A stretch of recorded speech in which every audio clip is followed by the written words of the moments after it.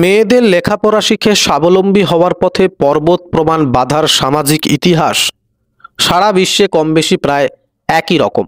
বাংলার প্রথম মহিলা চিকিৎসক হিসাবে কাদম্বিনী গঙ্গোপাধ্যায়ের সংগ্রাম নিয়ে মানুষের আজও আগ্রহ আছে, কিন্তু কাদম্বিনীর পূর্বসূরিদের সঙ্গে আমাদের তেমন কোনো পরিচয় নেই। তাদের সূত্রেই কাদম্বিনী পেয়েছিলেন লড়াইয়ের উত্তরাধিকার, যা নির্দিষ্ট দেশ বা সময়ের গণ্ডিতে সীমাবদ্ধ নয়। নমস্কার, আপনারা দেখছেন প্রাচীন বাংলার ইতিহাস। বাংলার ইতিহাস জানতে আমাদের সাথে জুড়ে থাকুন, সাবস্ক্রাইব করে বেল বাটনটা ক্লিক করুন। আমাদের দেশে প্রথম চিকিৎসার প্রসার হয় পাশ্চাত্য পদ্ধতিতে, কিন্তু বিলেতেও প্রথম যুগের মহিলা ডাক্তার মার্গারেট অ্যান্ড বাকলে নিজে নারী পরিচয়ে ডাক্তারি পড়তে বা প্র্যাকটিস করতে পারেননি। এক গাবদা ওভারকোট গায়ে চাপিয়ে সেই পোশাকের নিচে নিজের আসল পরিচয় লুকিয়ে ডাক্তার জেমস ব্যারি হিসাবে সারাটা জীবন কাটিয়েছিলেন। সঙ্গে প্রচণ্ড বদমেজাজি এক অফিসার হিসাবে গড়ে তুলেছিলেন নিজের ইমেজ। সেই মেজাজের স্বাদ পেয়েছিলেন তার সঙ্গে নার্স হিসাবে কাজ করা ফ্লোরেন্স নাইটিঙ্গেলও। কিন্তু কাজের পরিসরে ওয়েস্ট ইন্ডিজ, মরিশাস কি দক্ষিণ আফ্রিকা যেখানেই গেছেন, সেখানকার অধিবাসী, জেলবন্দি বা সেনাকর্মীদের হয়ে তাদের সুযোগ সুবিধার জন্য সওয়াল করেছেন। লড়াই করে ছিনিয়ে এনেছেন স্বাস্থ্যসম্মত পরিবেশ ও উন্নত পরিষেবা। কর্মক্ষেত্রে অবসর গ্রহণ করেছেন ডিরেক্টর জেনারেল হয়ে, কিন্তু মৃত্যুর আগে পর্যন্ত নিজের পরিচয় প্রকাশ্যে আনতে পারেননি সফল এই ডাক্তার। ডাক্তার বেরির সময়ই আমরা বাংলায় পাই একটা মহিলা চিকিৎসককে, নাম হটু বিদ্যালঙ্কার। গুরু গোকুলচন্দ্র তর্কালঙ্কারের কাছে আয়ুর্বেদ শিক্ষা করে প্রভাত প্রতিম বিশ্বকাচার্য হিসেবে খ্যাতি পান 19 শতকের এই বাংলায়। তবে এই নারীর পরিচয় গোপন করার প্রয়োজন হয়ে পড়েনি এই বঙ্গদেশে। কাদম্বিনী গঙ্গোপাধ্যায় ঠাকুমা একবার খুব অসুস্থ হয়ে পড়েন। সবাই তার প্রাণের আশা ছেড়েই দিয়েছিল। সেই সময় হটু বিদ্যালঙ্কারের চিকিৎসা তাকে সারিয়ে তোলে। এই ঘটনায় গভীর প্রভাব ফেলে ব্রজকিশোর বসুর মনে। তিনি ছিলেন কাদম্বিনীর বাবা। তিনি স্ত্রী শিক্ষার গুরুত্ব ভালোভাবে বুঝতে পারেন। বাবার সহায়তা ও সমর্থনেই কাদম্বিনীকে অনেকটা এগিয়ে যেতে সাহায্য করে।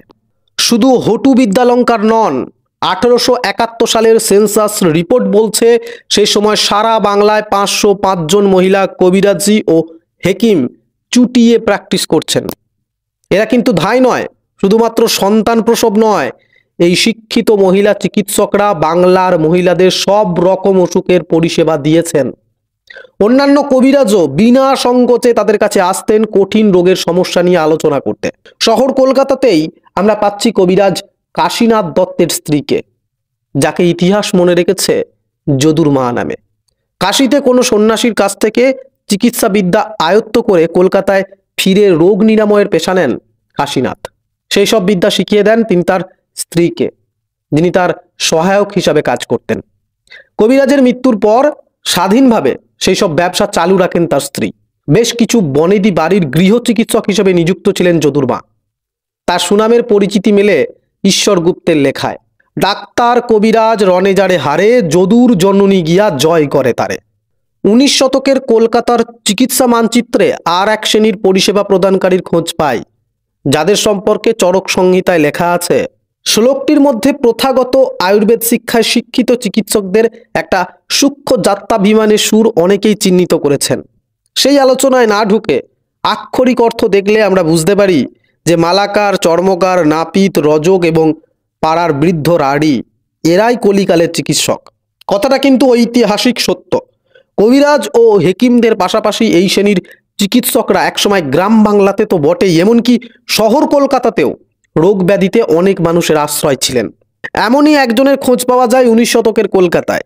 এখানেও আশ্চর্যজনকভাবে মহিলার নাম নেই। তার পরিচয় রাজুর মা নামে। মহিলা জাতিতে নাপিত সম্প্রদায়ভুক্ত ছিলেন এবং ফোঁড়া কাটার মতো ছোটোখাটো অস্ত্রোপচারে ছিলেন সিদ্ধহস্ত। একমাত্র এই ধরনের পরিষেবা দিয়েই তার সংসার চলত। সার্জিক্যাল ছুরিকাচিকে হার মানিয়ে একটি নরুন দিয়ে অপারেশন করতেন এই মহিলা। তার সেবায় বহু মানুষ রোগ পীড়ার হাত থেকে মুক্তি পেয়েছেন সে সময়ের কলকাতায়। এই মহিলার কথা জানার জন্য আমাদেরকে ফিরে যেতে হয় সেই ঈশ্বর গুপ্তের কাছে। গুপ্তকবি লিখেছেন, নরুনের কারিকুড়ি যাই বলি হারি, নরুন হারায়ে দিল সাহেবের ছুরি। সাবাস রাজুর মা, নরুনের খোঁচা, মেয়ে হয়ে পুরুষেরে বানাইল বোঁচা। কয়েক দশক আগে তো বটেই, এখনো অনেক প্রত্যন্ত গ্রাম বাংলায় এই 5 সম্প্রদায়ের পরিষেবা প্রদানকারীদের কাছ থেকে চিকিৎসা গ্রহণ করেন প্রান্তিক মানুষজন। এদের মতো দক্ষ হাতে ফোড়া ফাটানোর কাজ অনেক শল্য চিকিৎসকেরও দুঃসাধ্য। ঈশ্বর গুপ্তের লেখায় তার স্পষ্ট সমর্থন পাচ্ছি। এই কথা সমর্থন করেন তৎকালীন মিশনারিরাও। পরের পর্বে আমরা দেখব বাংলার সেই নবজাগরণের যুগে কাদম্বিনীদের স্ট্রাগলটা কেমন ছিল। ধন্যবাদ।